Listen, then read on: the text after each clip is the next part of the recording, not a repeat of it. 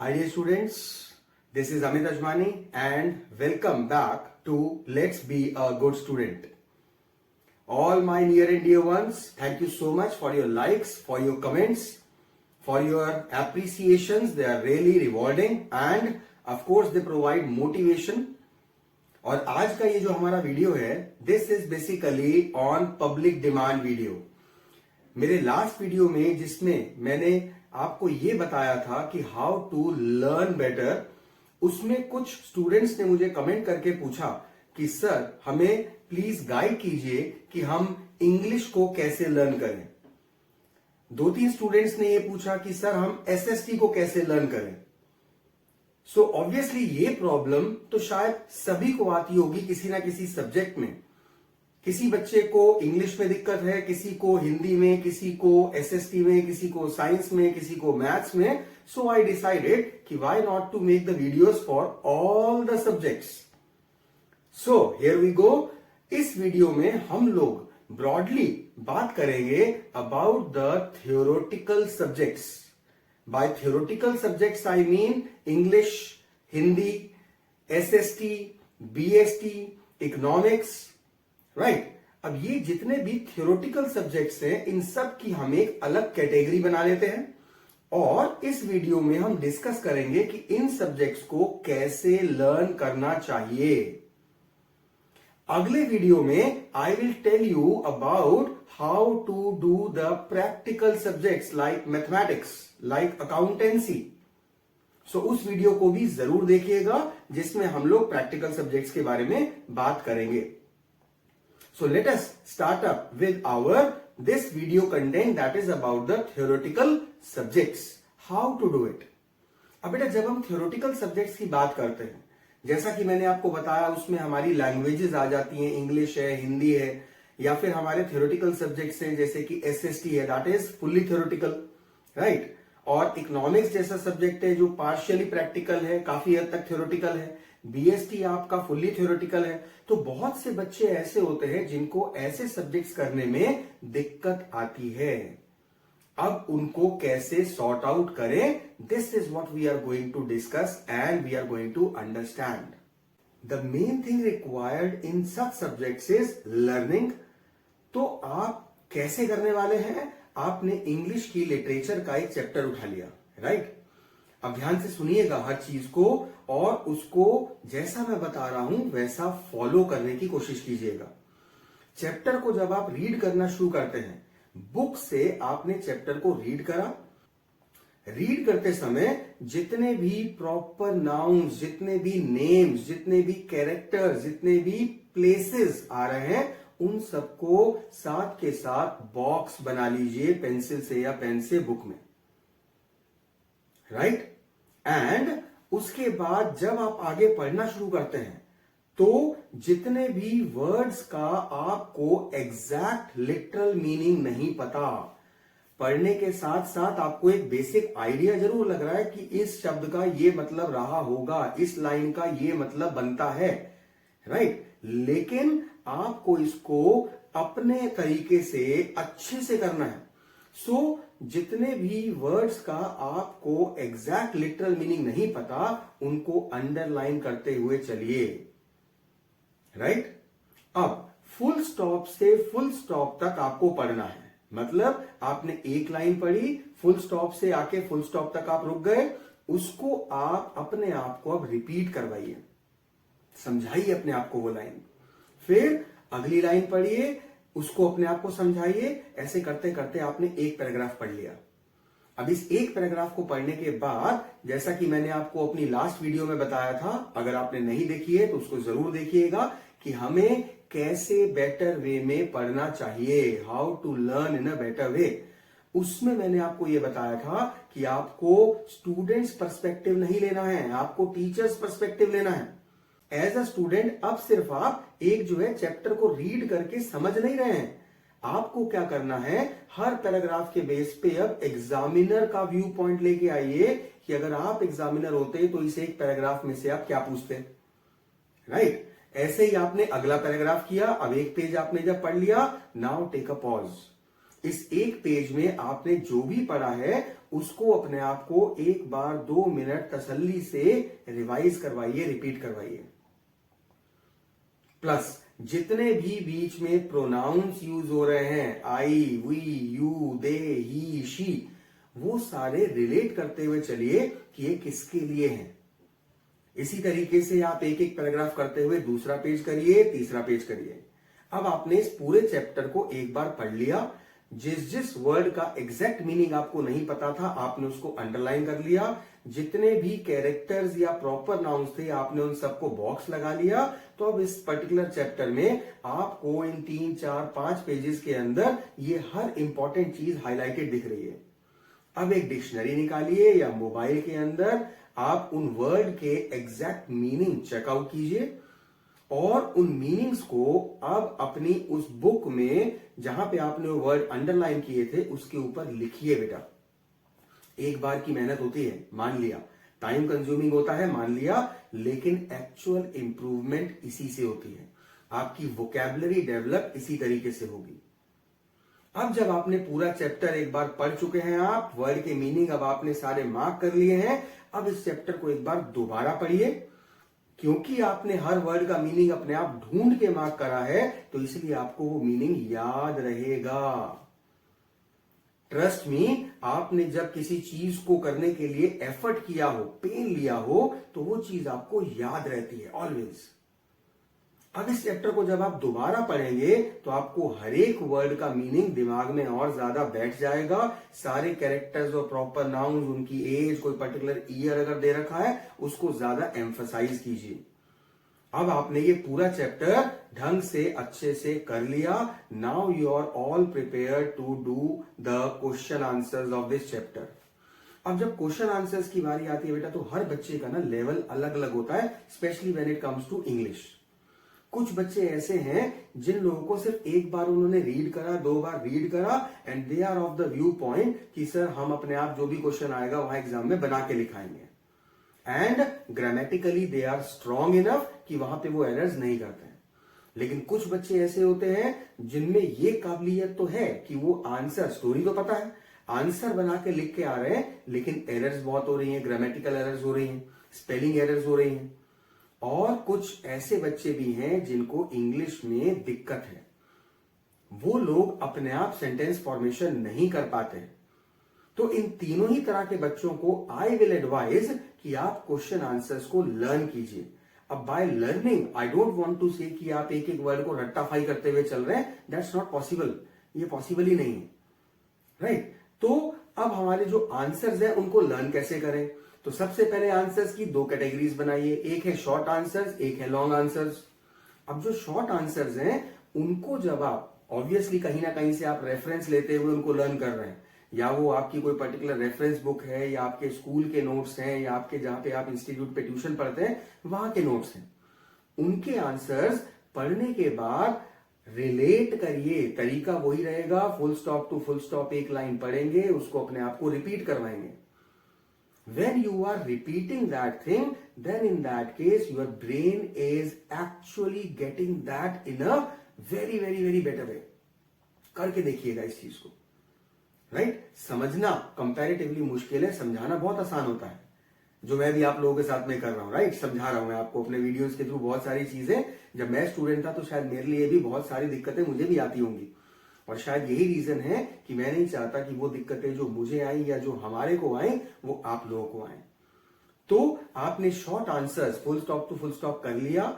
एक आंसर जब आपने ऐसे 2, 3 या 4 लाइन का आंसर होगा तो शॉर्ट आंसर है, 1 मार्क 2 मार्क क्वेश्चन है, इससे ज्यादा लंबा नहीं हो सकता है। तो आपने उसको 2-2 बार इस तरीके से पढ़ के अपने आप को रिपीट करवा लिया, दैट्स इट। अब वो आंसर आपको लगभग याद हो गया। अब उसमें बेटा की पॉइंट्स देखिए कि की पॉइंट्स क्या है। क्वेश्चन को 2 बार पढ़िए। ये एक बहुत कॉमन एरर होती है कि बच्चे एक बार क्वेश्चन पढ़ के आंसर को 5 बार पढ़ रहे होते हैं, और यही प्रॉब्लम है कि जब क्वेश्चन थोड़ा सा भी घुमा के पूछ लिया जाता है, उसकी लैंग्वेज को चेंज कर दिया जाता है, तो आप एग्जैक्टली उसमें क्या लिखना चाहिए वो चीज आप रिलेट नहीं कर पाते। तो आंसर को याद करते टाइम इस चीज का जरूर ध्यान देना चाहिए कि क्वेश्चन को आप 2 बार पढ़ के पहले ये रिलेट करिए कि इस क्वेश्चन में एग्जैक्टली क्या पूछा था जिसका हम ये आंसर लिख रहे हैं। और जो भी आप शॉर्ट आंसर लर्न कर रहे हैं एक बार में 5 से ज्यादा नहीं करने हैं। पहला क्वेश्चन आपने अपने लेवल पे लर्न कर लिया, समझते हुए, अपने आप को समझाते हुए, दूसरा, तीसरा, चौथा, पांचवा। नाउ टेक अ पॉज और इन 5 क्वेश्चन के आंसर्स को अपने आप को अब दोबारा से रिपीट करवाइए। फिर उसके बाद आप 6th क्वेश्चन पे आइएगा। फिर अगले 5 क्वेश्चन का स्लॉट रखिए, अगले 5 क्वेश्चन आपने कर लिए, दैट्स इट। अब इन 5 क्वेश्चन को रिवाइज कराइए अपने आप को and now just simply stand up. आपने आज एक दिन में एक सिटिंग के अंदर 10 अगर शॉर्ट क्वेश्चन आंसर लर्न कर लिए हैं अपने हिसाब से, you have done well. Take a break, किसी और सब्जेक्ट को बीच में उठाइए, 1 घंटा आधा घंटा कोई और सब्जेक्ट कीजिए, फिर तीसरा सब्जेक्ट करिए, उसके बाद आइए इस सब्जेक्ट पे। और अब इस सब्जेक्ट पे, इंग्लिश पे, इस चैप्टर के उन 10 क्वेश्चंस को कुछ नहीं करना, सिर्फ एक बार दोबारा से रीड कर लीजिए। आपका दिमाग अपने आप आगे क्या सेंटेंस है वो रिलेट करता हुआ चलेगा, करके देखिएगा। तो आज आपने 10 क्वेश्चन लर्न कर लिए हैं। मान लीजिए आज मंडे है, अब ट्यूसडे को 11 to 20 का टारगेट रखिए, इसी तरीके से जैसा आपको मैंने समझाया है। अब ट्यूसडे को आपने 10 और कर लिए हैं, अब आपके टोटल 20 क्वेश्चन लर्न हो चुके हैं। वेडनेसडे को 1 से लेके 20 तक को रिवाइज कीजिए, राइट। थर्सडे को 21 to 30 नेक्स्ट 10 क्वेश्चन लर्न करने हैं। फ्राइडे को 31 to 40 अगले 10 क्वेश्चन लर्न करने हैं। और सैटरडे को अब ये थर्सडे और फ्राइडे वाले क्वेश्चंस दोबारा से रिवाइज करने हैं 21 to 40। और संडे को सिर्फ आधा घंटा आपको लगेगा, 1 से लेके 40 तक के क्वेश्चंस को एक बार गो थ्रू कर लीजिए, क्वेश्चन पढ़िए, आंसर दिमाग में रिलेट करिए। और बेटा कोशिश ये करिए कि आप इंग्लिश टू इंग्लिश रिलेट करें या रिपीट करें। और इसमें बेटा मैं आपको एक बहुत बहुत बहुत इंपॉर्टेंट चीज अभी बताने वाला हूं। ये जब आप कर लेते हैं तो आपको अपने आप डिफरेंस दिखाई देगा। कैसे? जब भी आप कोई क्वेश्चन एक पढ़ रहे हैं, उसका पूरा answer starting to end, English subject की बात कर रहे हैं हम लोग, स्टार्टिंग टू एंड पूरा आंसर इंग्लिश में बोलिए और अपनी फ्लुएंसी को चेक कीजिए। अगर आप शुरू से लेके आखिर तक का सारा आंसर धकाधक बोलते चले जा रहे हैं तो you are very well prepared, आपको यह आंसर बहुत अच्छे से आता है। लेकिन अगर आप बीच बीच में अटक रहे हैं, रुक रहे हैं, आपको सोचना पड़ रहा है, तो इसका मतलब आपको यह आंसर अभी अच्छे से नहीं आता है। और अगर आप ये आंसर जो है हिंदी में बोल रहे हैं तो sir you are not prepared, learn it. और वो लोग जो सिर्फ क्वेश्चन पढ़ के ये सोच लेते हैं कि आता है, वो तो फिर बात ही खत्म हो गई, that is of no use, right. अब इसमें कई बच्चे ऐसे होते हैं जो आंसर बना बना के अपने आप लिखते हैं, राइट। तो जब आप अपने आप को ये आंसर रिपीट करवा रहे हैं, अपनी फ्लुएंसी से आपको पता चल जाएगा how well prepared you are. And importantly दो स्टूडेंट ऑल्सो जो अपने आप आंसर बना बना के लिखते हैं, मेक श्योर कि आप उस आंसर के कीवर्ड्स को लर्न जरूर करें। रीजन इज कि जब आप उसको अपनी वोकैबुलरी में डालते हैं तो in that case there is a scope कि उसमें आपके एरर्स हो जाएं। You need to make sure about that, right. ये तो थे हमारे शॉर्ट आंसर्स। अब उसके बाद बात करते हैं लॉन्ग आंसर्स की। अब लॉन्ग आंसर्स तो नहीं लर्न कर सकते हो ना शुरू से लेके एंड तक, तो अब क्या करना है? Once again the key is the keywords. एक लाइन फुल स्टॉप से फुल स्टॉप तक पढ़िए और उस पूरी लाइन में, चाहे वो आधी लाइन हो, एक लाइन हो, 1.5 लाइन में आ रही हो, 2 लाइन में आ रही हो, जब तक फुल स्टॉप नहीं आ जाता तब तक पढ़िए उसको। और अब यहां पर इसको मार्क कीजिए कि इसमें कौन कौन से इंपॉर्टेंट कीवर्ड्स हैं। अब ये कीवर्ड्स मैंने 5-6 बार वर्ड तो यूज कर लिया, लेकिन कई बच्चों को शायद ये कीवर्ड्स रिलेट ही नहीं हुआ कि सर कीवर्ड्स का मतलब क्या हुआ। तो कीवर्ड्स क्या होते हैं? उस पर्टिकुलर सेंटेंस के अंदर मेन चीज क्या है।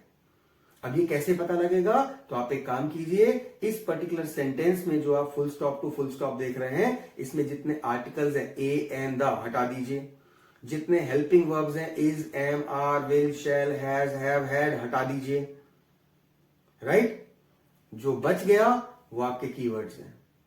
मेनली प्रॉपर नाउन होगा, किसी का नाम होगा या प्रोनाउन होगा, और आपके मेनली वर्ब्स होंगे या एडजेक्टिव्स होंगे, राइट? ये होते हैं keywords.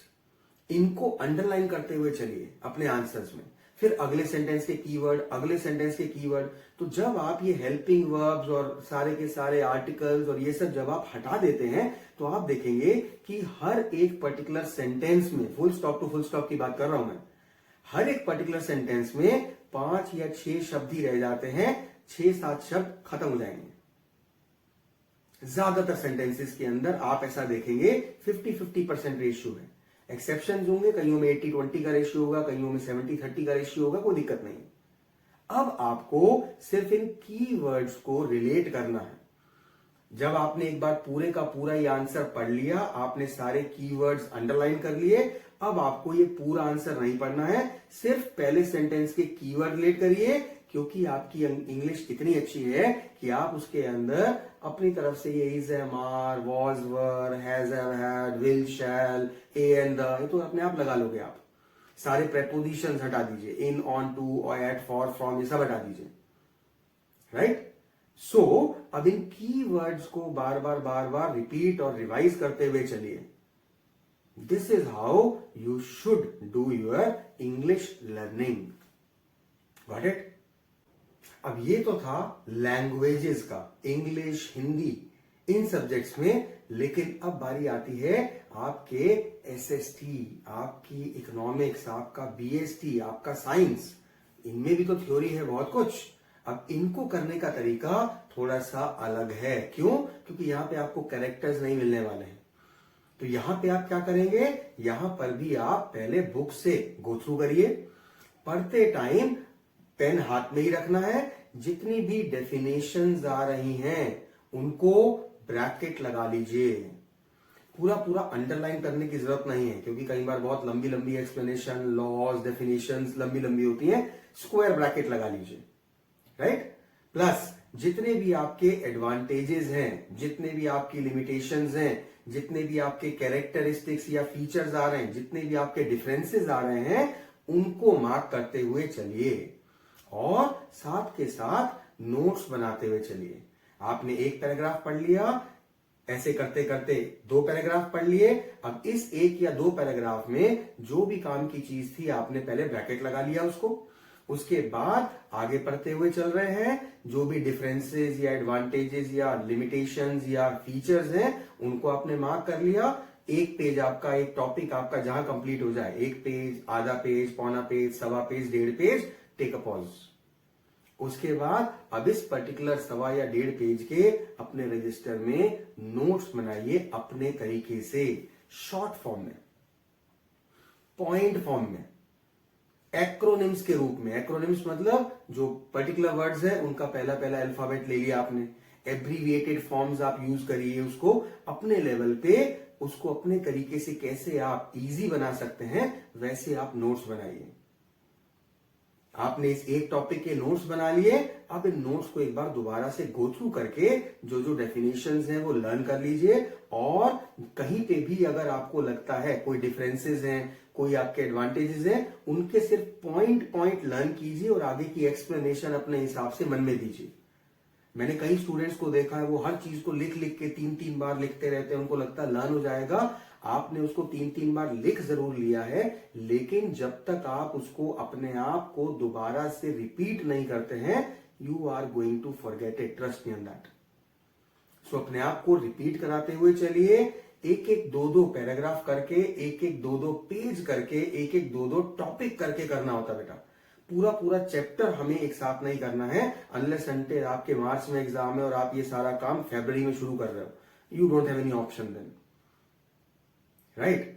But if you have sufficient time in your hands, थोड़ा थोड़ा करते हुए चलिए, कम करिए लेकिन अच्छे से करिए, राइट? आपने अपने आप को 2 पेजेस का टॉपिक दे दिया, वो 2 पेजेस का टॉपिक कंप्लीट हो गया, उसके बाद आपने उस टॉपिक के नोट्स बना लिए, उसको आपने एक बार रिव्यू कर लिया, रिवाइज कर लिया, that's all for today. Next subject लेके आइए। रिमेंबर मैंने अपने लास्ट वीडियो में आपको क्या समझाया था, यही बात है कि कैसे आपको टॉपिक टेबल का बनाना है, टाइम टेबल नहीं बनाना होता है, और कैसे आपको hard subject, light subject, theoretical subject, practical subject mix करते हुए चलना है। एक ही सब्जेक्ट को 3 घंटे 4 घंटे अगर आप नॉर्मल डेज में लेके बैठोगे, एग्जाम डेज में तो आपके पास ऑप्शन ही नहीं है ऑफकोर्स, क्योंकि आपका 2 दिन बाद अगर कोई सब्जेक्ट का एग्जाम है तो आपको वही करना है। लेकिन नॉर्मल डेज में अगर आप एक ही दिन में 3-3 4-4 घंटे एक सब्जेक्ट लेके बैठोगे, यू विल गेट बोर्ड। और यही प्रॉब्लम है कि आपका इंटरेस्ट लूज होता चला जाता है, मजबूरी में पढ़ रहे हो, जबरदस्ती, बस just for the sake of doing it आप कर रहे हो कि जिद है 3 घंटे करना है या इतना सारा काम है करना है इसलिए कर रहे हो, but you are not actually making use of it. कोई एडवांटेज नहीं हो रहा आपको उसका, राइट? तो आपने 2 टॉपिक कर लिए, नोट्स बना के रिवाइज कर लिया, उठ जाइए। मंडे का दिन है आज, ट्यूसडे के दिन अगले 2 टॉपिक, अगले 2 पेज, नोट्स बनाए, रिवाइज कर लिया। वेडनेसडे के दिन मंडे और ट्यूसडे वाला रिवाइज कीजिए। हमारी सबसे बड़ी बेटा दिक्कत ही यही होती है, आगे दौड़ और पीछे छोड़। हम आगे का करते चले जाते हैं और पीछे का छोड़ते चले जाते हैं, और यही रीजन है कि जो पीछे का हमने लर्न करने के लिए इतना टाइम लगाया, इतनी मेहनत लगाई, 10 दिन तक आप उसको देख ही नहीं रहे हो, क्योंकि आप तो अगले चैप्टर पे चले गए हो। सारा खत्म हो गया, आपका सारा टाइम, आपका सारा एफर्ट, ऑल फ्यूटाइल, सब बेकार हो गया। तो मंडे ट्यूसडे जो आप कर रहे हो, वेडनेसडे को रिवाइज करो, फिर थर्सडे फ्राइडे को जो कर रहे हो, सैटरडे को रिवाइज करो। और क्योंकि आपने 3-3 बार करके रिवाइज रिपीट सब कर लिया, अब जब आप संडे को करने बैठोगे, पूरे हफ्ते का जो आपने किया है वो आपको रिवाइज करने में आधा या पौना घंटा लगेगा। अब कई स्टूडेंट्स कहते हैं सर 10-10 क्वेश्चन अगर आप ऐसे करके रिवाइज कराते हुए और मंडे टू सैटरडे का करवाओगे, सिलेबस कैसे होगा? ये चीज भी मैं आपको अपने लास्ट वीडियो में बता चुका हूं। 10 क्वेश्चन आपने मंडे को किए, if we are talking about short question answers. Long है, मुझे लगता है 2 ही बहुत है एक दिन में। ट्रस्ट मी, अगर आपने 2 क्वेश्चन लॉन्ग, राइट, किसी भी पर्टिकुलर सब्जेक्ट के अच्छे से लर्न कर लिए एक दिन में, you have done exceptionally well, right? तो शॉर्ट आपने एक दिन में मंडे को 10 किए, ट्यूसडे को 10 किए, वेडनेसडे को कुछ नया तो किया ही नहीं, क्योंकि आपने रिवाइज किया सिर्फ यही 20 क्वेश्चन। थर्सडे को आपने 10 किए, फ्राइडे को आपने 10 किए, सैटरडे फिर आपने इन 20 को रिवाइज किया, संडे को आपने फिर इन पूरे वीक का रिवाइज किया। लेकिन संडे तक आते आते आपने 40 शॉर्ट क्वेश्चन आंसर लर्न कर लिए एक वीक में। और ये 40 क्वेश्चंस आपने एक बार लर्न नहीं करे हैं। मंडे ट्यूसडे वाले आपने वेडनेसडे को दोबारा रिवाइज किए हैं, फिर संडे को तीसरी बार रिवाइज किए हैं। तो ये 40 क्वेश्चंस आपने रट लिए हैं, राइट? और एक वीक में अगर 40 क्वेश्चंस आप रट के चल रहे हैं, एक साल में कितने वीक्स होते हैं? 52। 40 क्वेश्चंस मल्टीप्लाई बाय 52 कितने हो गए? मोर देन 2000 क्वेश्चंस रट्टाफाइड। कौन सा सब्जेक्ट है जिसमें आपको 2000 क्वेश्चंस लर्न करने हैं? This is the secret. तो अगर आप ऐसे करते हुए चलेंगे, I am 100% sure it is going to work for you and definitely आपको इसका एडवांटेज मिलेगा। करके देखिएगा, right guys? So this is how you should do your short answers. Long answers आप कर रहे हैं, एक दिन में 2 बहुत है। 2 आपने मंडे को किए, 2 ट्यूसडे को, अब इन्हीं 4 को वेडनेसडे को रिवाइज कीजिए and the same process continue it, right? किसी भी अगर आपको सब्जेक्ट या चैप्टर में कोई डिफरेंसेस, कोई एडवांटेजेस, डिसएडवांटेजेस, फीचर्स हैं, उनके पॉइंट्स रिवाइज करते हुए चलिए। करने का तरीका यही रहेगा, चाहे वो कोई भी सब्जेक्ट ले लीजिए। So this is actually how you need to work out for your all theoretical subjects. Got it?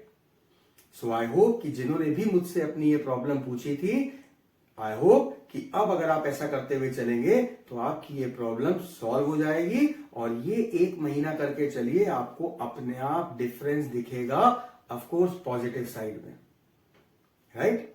और बाकी बच्चे भी इस तरीके से करेंगे, डेफिनेटली इंप्रूवमेंट होगी, राइट गाइस? सो आज की इस वीडियो में हम लोगों ने डिस्कस किया कि थ्योरेटिकल सब्जेक्ट्स कैसे लर्न करने चाहिए। अगले वीडियो में हम लोग प्रैक्टिकल सब्जेक्ट्स के बारे में बात करने वाले हैं, तो उस वीडियो को भी जरूर देखिएगा।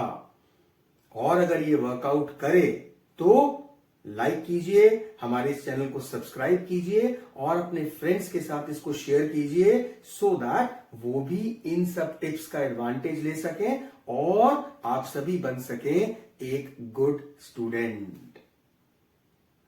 सो will meet you in the next video with the practical subject approach.